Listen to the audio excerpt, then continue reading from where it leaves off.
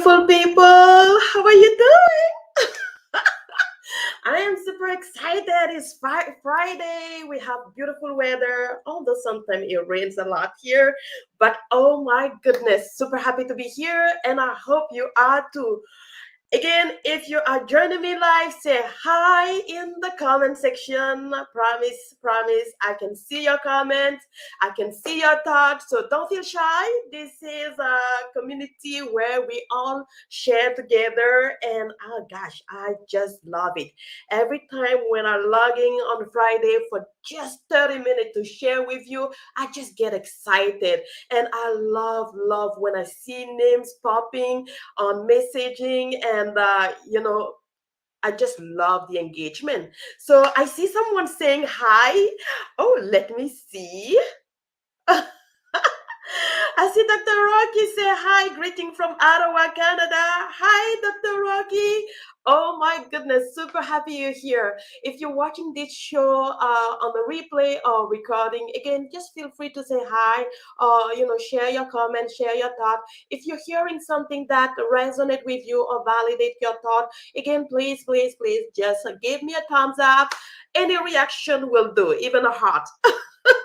All right, let me introduce myself quickly. Hi, everyone. My name is Flora Basie. I am a digital accessibility expert and founder at Linoratech. Linoratech is an incredible company with the mission and value to help and support tech leaders and tech professionals easily create, of course, digital products that are accessible and welcoming everyone. So when we talk about everyone, we're talking about people with disabilities. We are also talking about people with visible and invisible disabilities. I am a Black woman. Today I'm rocking a little short kind of braid with brown and white color. I'm wearing a green blouse. Yeah, that's about it for me. I'm always laughing. So you probably will hear me giggle a couple of times. So please, again, this is a welcoming community. I host a show every Friday for just 30 minutes. But you know what? Let me dive in today's topic.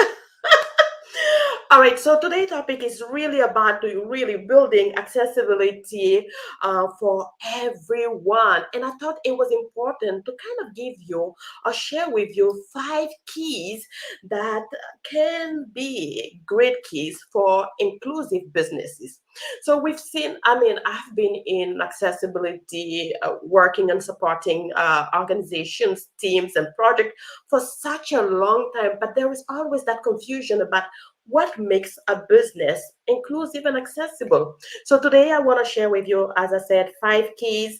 Perhaps if your organization is not thinking about those keys, or maybe they're working on one or two, but the 3 other keys are helpful. Please explore, dive even more, make some research around. And if you need support, if you have any question, always let me know. I'm happy to support.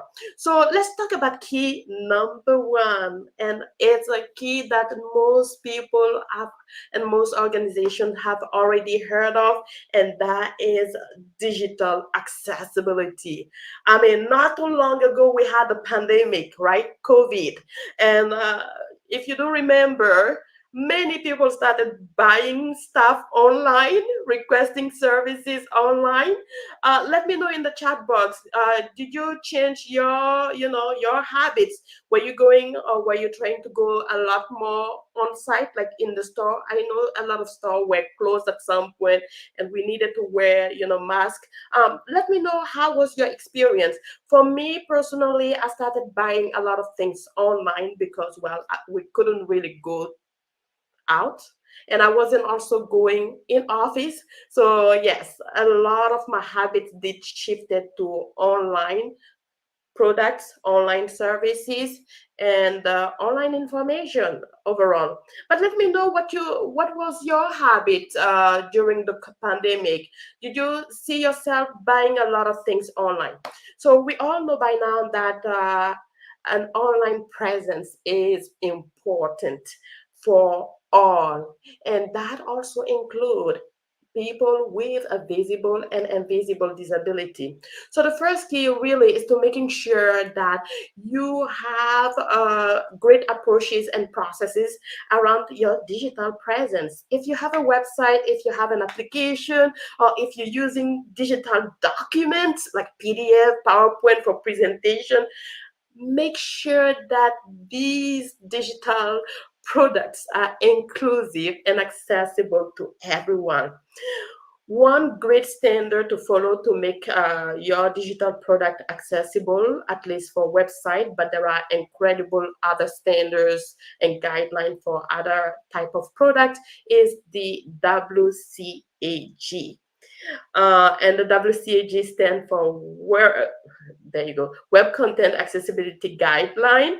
And it is providing a set of guidelines just to help businesses, create experiences that are inclusive and accessible to all. There are different versions of the WCAG, but nevertheless, it is there for you to use, and it's there to support your initiatives around accessibility. As a matter of fact, I do remember one information that I read just recently. Well, not recently. I kind of encountered this information over the time. But one interesting things that I've heard recently was the fact that Airbnb, yes, the company Airbnb has started revamping their website to make it more inclusive and accessible. And this is not the first time I'm hearing about organization changing or redesigning their website, because it's so, so important.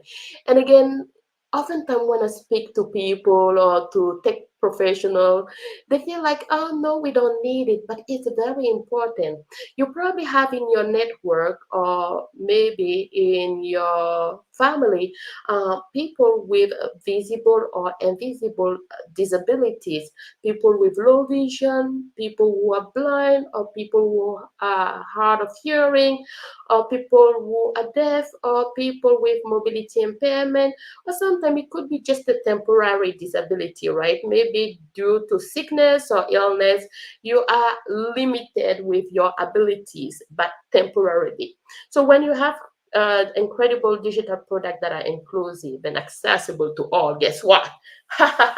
We can all access information because we have options that are empowering everyone, but they are essential for people with disabilities. According to WebAIM, actually, 98% of websites are failing the WCAG guideline, which means that there is a huge opportunity for businesses to embrace accessibility, because accessibility open up the door and allow businesses to reach out to a larger market. So please, please, please, if your organization is not really thinking about making their digital product or presence inclusive and accessible, this is the right time. Go for key number one. All right. I hope that makes sense. I mean, let me know in the comment if your organization is working toward digital accessibility for products. Please, please feel free to share. The second key that I want to share with you is with in my field of work, I would probably say I don't explore that area so much, but it's really, really important to share that key with you. And this is around accessibility for physical spaces. Yes, yes. I have heard it countless time where a restaurant, for example, will say, "Well, we make sure that everything is accessible in the restaurant, so people with disabilities are welcome to come over, and they will see that we really did put great effort in what we are doing." But here's the thing: they made the inside of the restaurant accessible, but they forgot the external side by, for example, having stairs to get inside the restaurant. There is no ramp, there is no elevator. And I mean, this kind of example happen in many other places, right? I remember a good friend of mine, oh gosh, Damon. So Damon is a fantastic guy. He's a leader. He has a disability, he has a mobility disability, and he also has a speech impediment. And so this fantastic guy was invited to go and talk on the TEDx, on TEDx talk. And I was like, wow, this is amazing. And he was there to share his experience, his value, and really educate the audience in accessibility and why it's important. And he probably have shared with the organizer, his abilities and his need. But the day of the talk, guess what? They literally had to lift him up to get on the stage to speak, which was crazy to me. I mean, if someone is giving you the information regarding their needs and their abilities, and you feel like your organization or your events is already working and doing a fantastic job to make experiences inclusive, you need to take in consideration people need. Sometimes I see organization just checking the box to check the box, or they will say we are working toward that, or we are accessible, but they are not really confirming or auditing or getting a person with a disability to go through the event that they call accessible and give them a feedback. Sometimes people who are doing the testing are people without disabilities,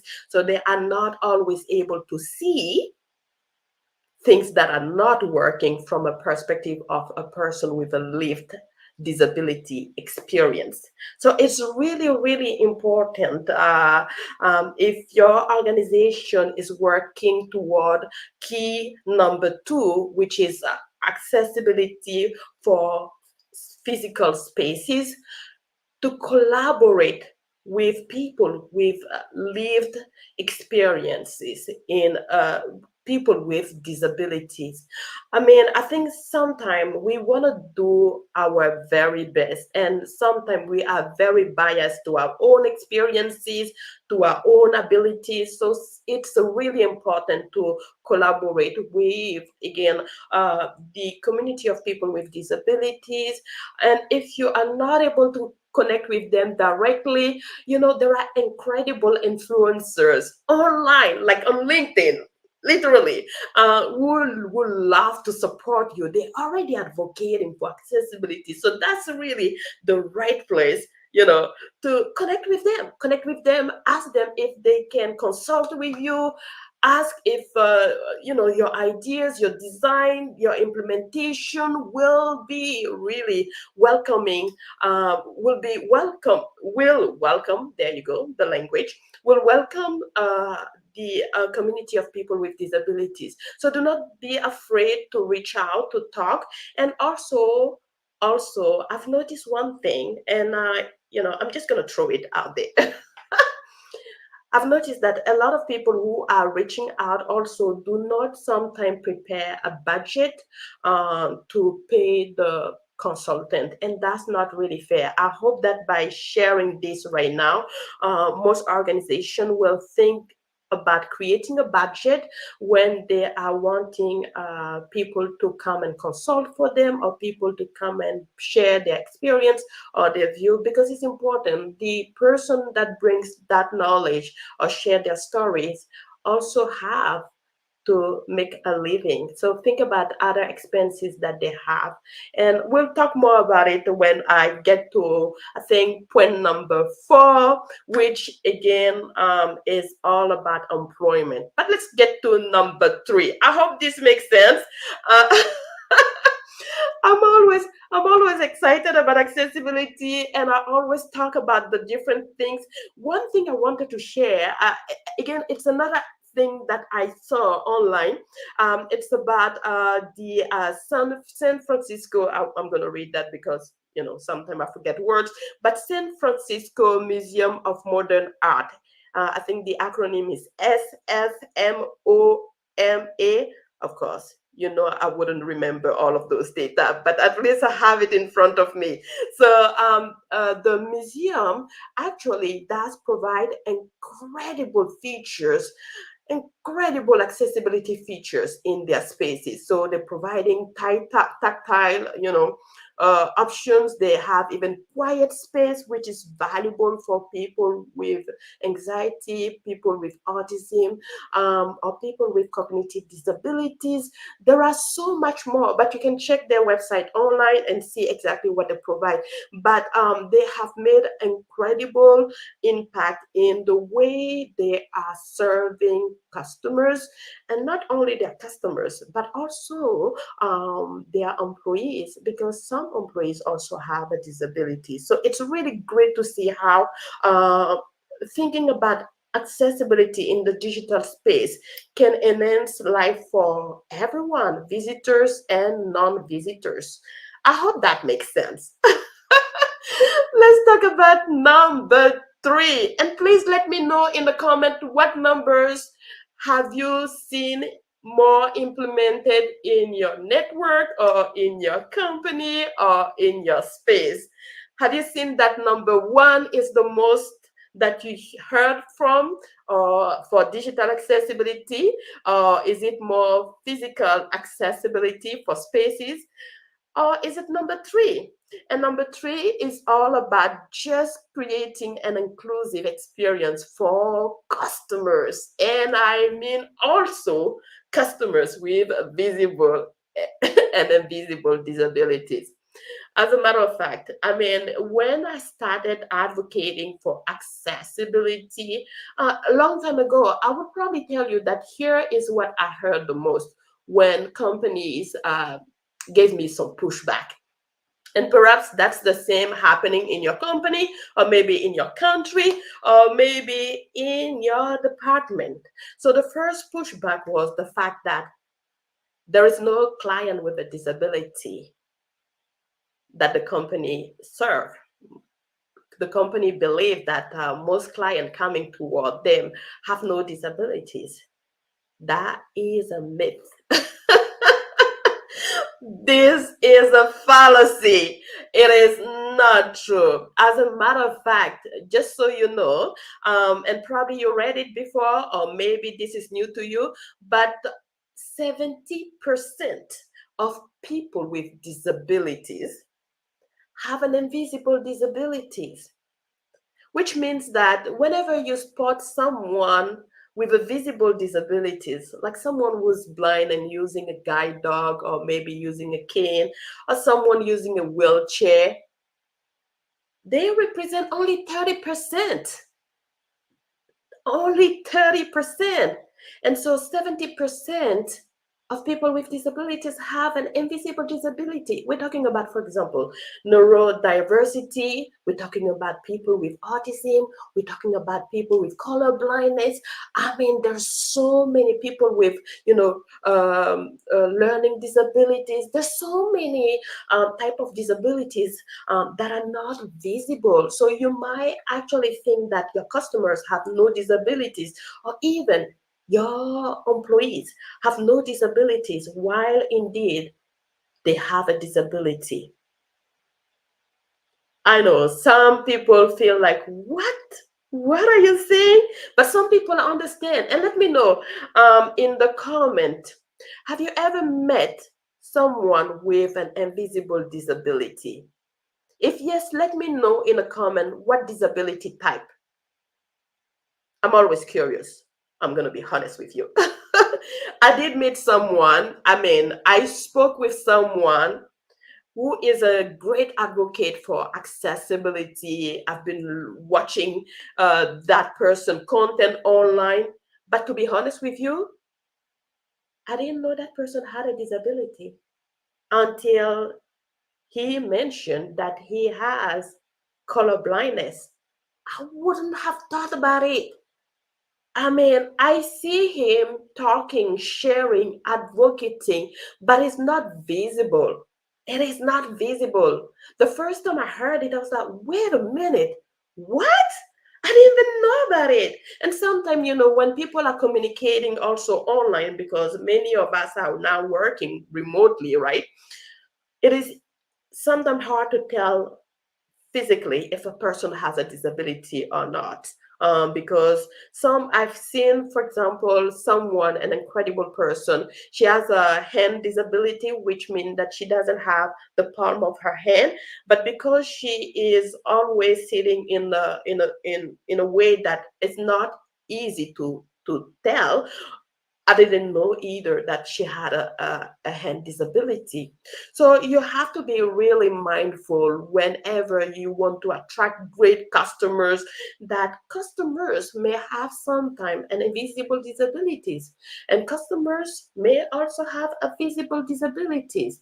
But what is even important, because sometimes people feel like, oh, Flora, when you're talking about attracting customers with disabilities and you're talking about accessibility, it's just for, the community of people with disability. But that's not always true.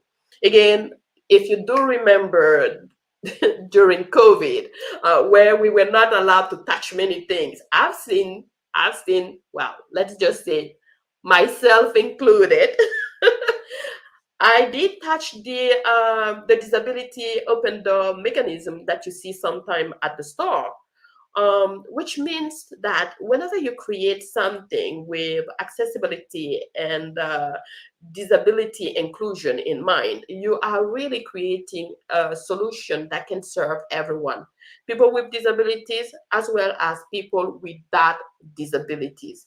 I hope that makes sense. Okay, and let me know so far if you heard anything that resonate with you. Just put me like a thumbs up or a reaction. That would be fantastic. So let's talk about number 4 now that you understand also key number 3, which is just attracting more people with more clients with a disability. There are actually more than 1.3 billion people with a disability in the world, 8 million now in Canada.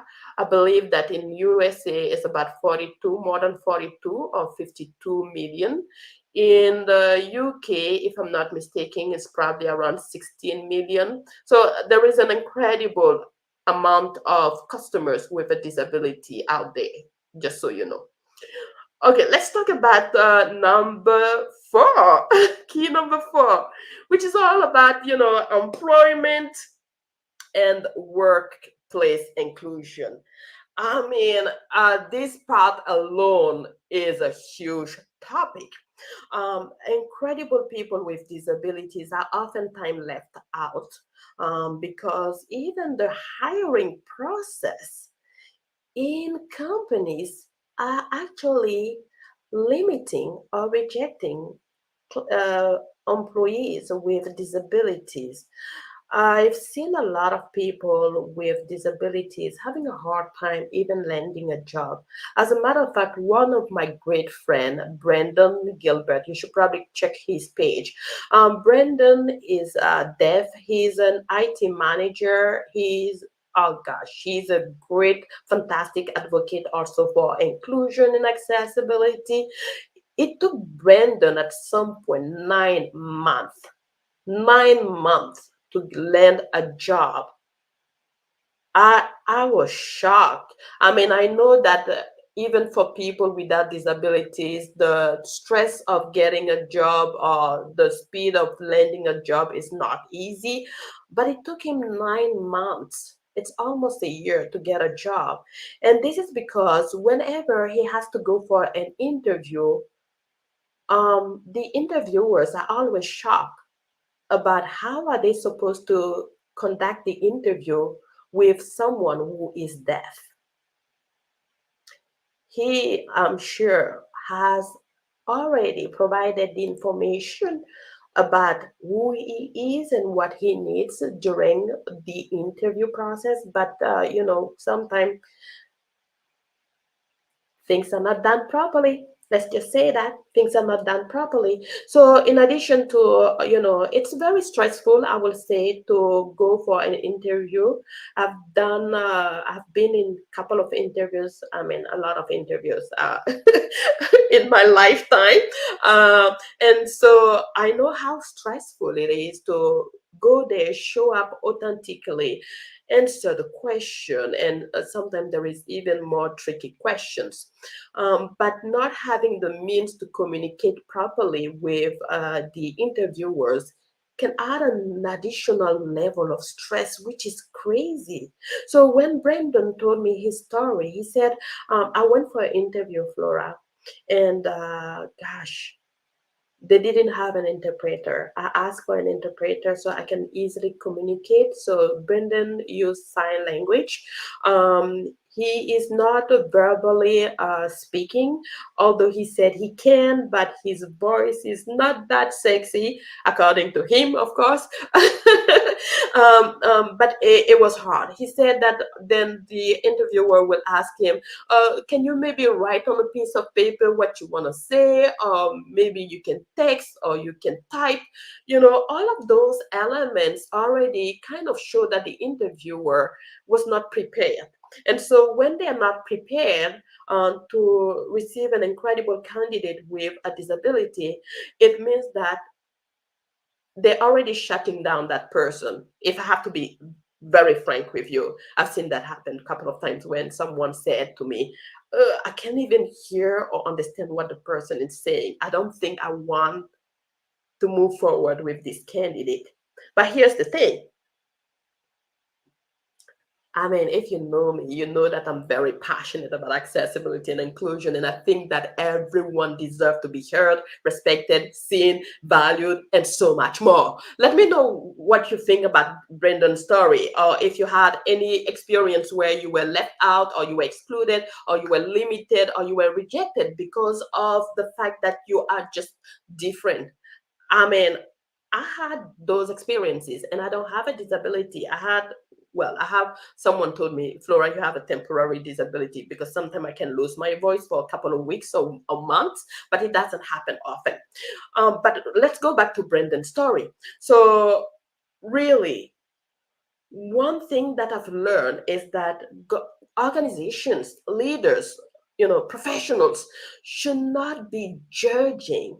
Like someone said, this is the funny story. Someone said you should not be judging the fish by its ability to climb a tree. Yeah, I'll let that sink in. It took me a little bit of time to say, what do you mean? We should not be judged a fish by its ability to climb a tree. A fish cannot climb a tree. But if you create an environment that is conducive to the fish, like water, you'll be surprised about what that fish can do. So when we talk about accessibility, when we talk about disability and employment, I really, really call for leadership and for leaders and managers, directors, or any professionals to open up, to explore new ways of accepting different people with different ways of communicating. I remember when Brendan said that, he worked with Meta at Facebook and they gave him an interpreter throughout his journey. That was mind blowing to him. He said he was so, at ease that he started sharing incredible value because they gave him a way to communicate freely with everyone, and that was fantastic.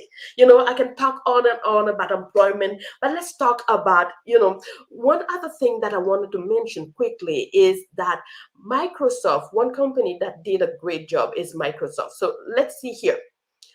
I'm not sure if you can see this page, but literally Microsoft created a program for inclusion, and that was to hire more people with neurodiversity. So, I mean, when I saw that Microsoft neurodiversity hiring program, you can go and read on and on about it.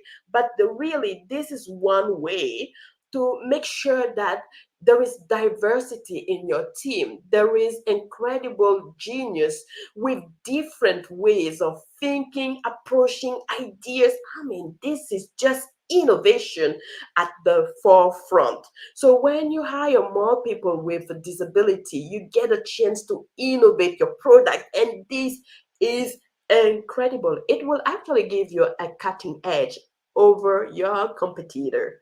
So think about it. So number five, and I'll let you go, is all about ongoing education, right? Advocacy and collaboration. I mean, just think about that part and you will set your company, your team, your organization in the path of success and inclusion. And so many inclusive businesses think about all those five keys. Again, I'm just repeating myself, but let me sum it up. First one is the key for digital accessibility, making sure that the digital presence is inclusive and accessible to all. The second key is all about the physical accessibility of spaces, making sure that all the spaces are inclusive, not just the inside, but also the outside. All right. Number three is all about, reaching out and bringing a larger market. And when you do that, you're opening up the door for many possibilities and increasing income.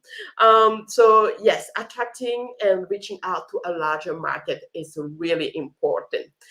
Number four, all about employment, making sure that your processes are made inclusive. Do not just follow the old processes that can be limiting or rejecting many people with disability. And number five, think about ongoing education, advocacy, and collaboration.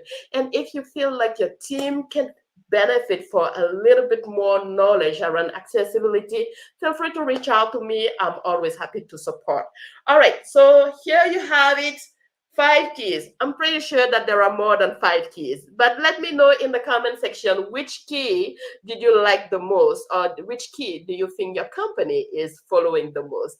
I will see you next time, and it was a pleasure to have you as always. Bye bye.